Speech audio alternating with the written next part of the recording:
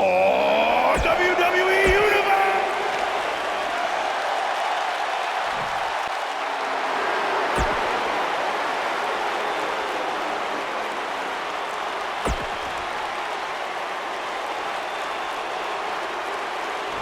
Oftentimes in our business, the only way for personal issues to be ultimately resolved is two superstars enter the squared circle and go one-on-one in a good old-fashioned wrestling match. Well, the door's locked, and at this point, the competitors might just be wondering exactly what they've gotten themselves into. I hope Virginia Beach is ready, because this one might just be an instant classic.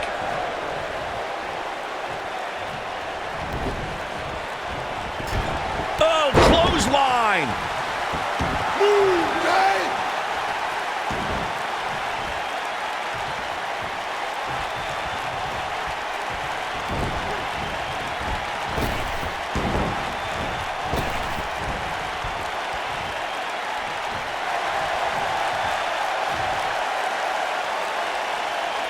He's definitely starting to lose it here.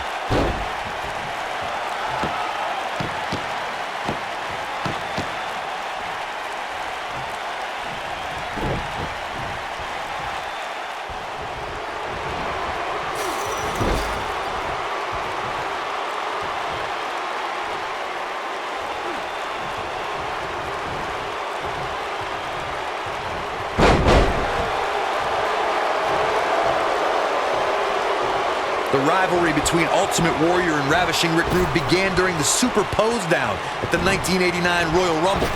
Then it progressed to where both superstars battled over the Intercontinental Championship. At SummerSlam 90, the rivals met inside a 15-foot-high steel cage for the WWE Championship. Victory could be achieved by pinfall or escape from the cage.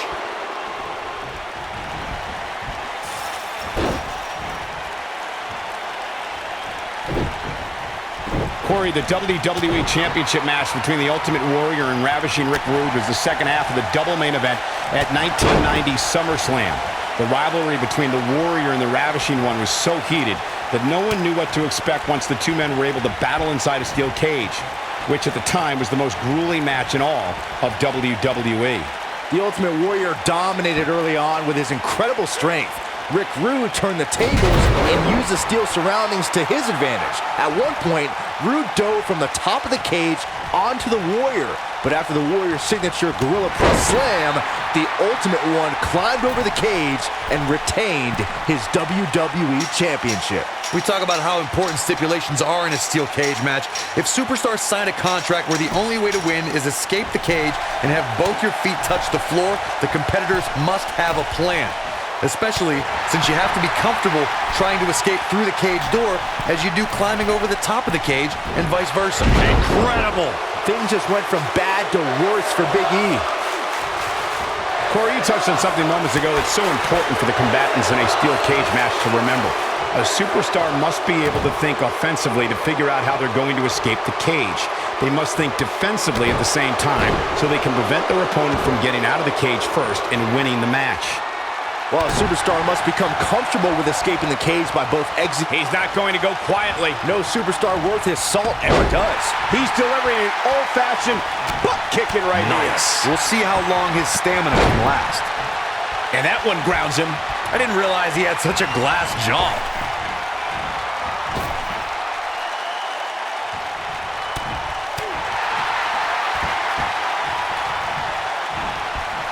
And Big E manages to reverse out of that one. Incredible impact.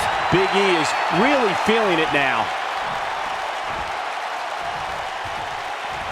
Isn't showing much life here, guys. You don't see this side of Big E very often.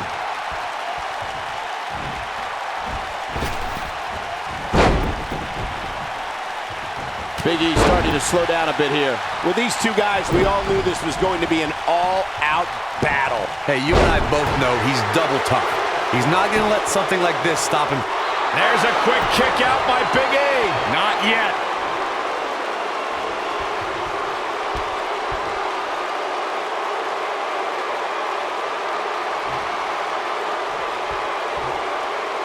The According to historians, the twisted metal that we see as part of steel cages today dates back 80 years.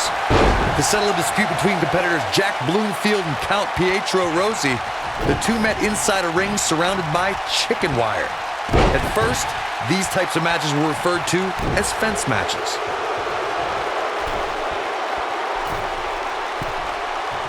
Starting to struggle.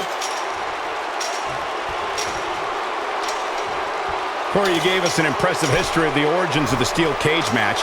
I'd like to point out to our viewers that from the 1960s through the mid-1980s, chain link fences were used to enclose the ring for WWE steel cage matches. A superstar could win by pinfall, submission, or by exiting the cage through the cage door or climbing over the top of the cage. We should also point out, Michael, that the way to win a steel cage match can vary by match depending on what was agreed to before contracts to compete in the match were signed. Talking about history, at WrestleMania 2, WWE unveiled the redesigned steel cage with solid steel blue bars before returning to chain link mesh in the late 1990s.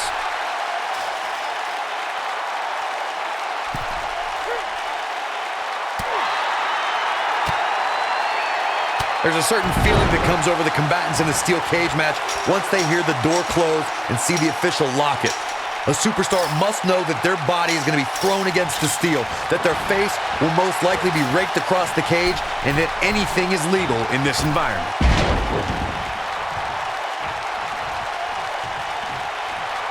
The powerhouse of the New Day has his opponent up.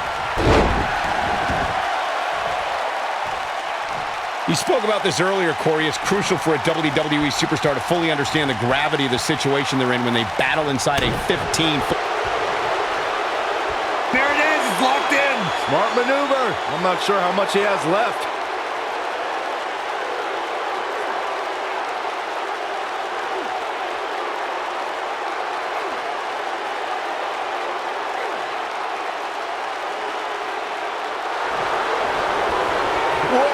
He gets out of it. He's at another level right now, Michael.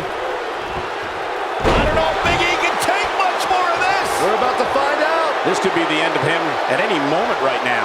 This is when Big E really needs to hear that. Great job escaping, trying to turn this thing around. He's fighting from underneath. Oh, and it connects. Talk about fighting dirty.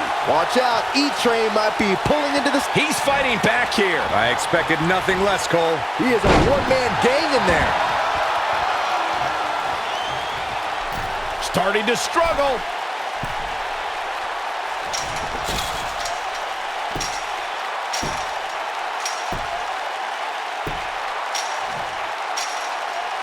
I don't know how much more these superstars can take, guys.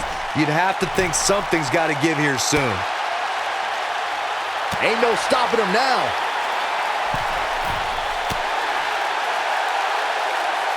This might be it. Oh, my.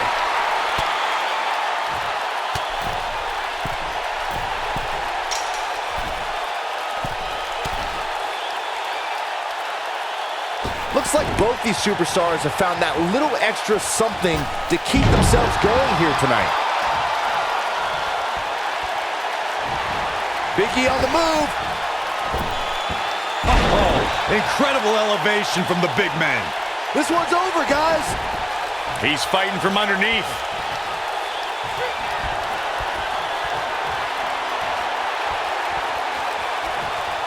That should do it. He's fighting from underneath. 2, 3. Yes! Unreal performance.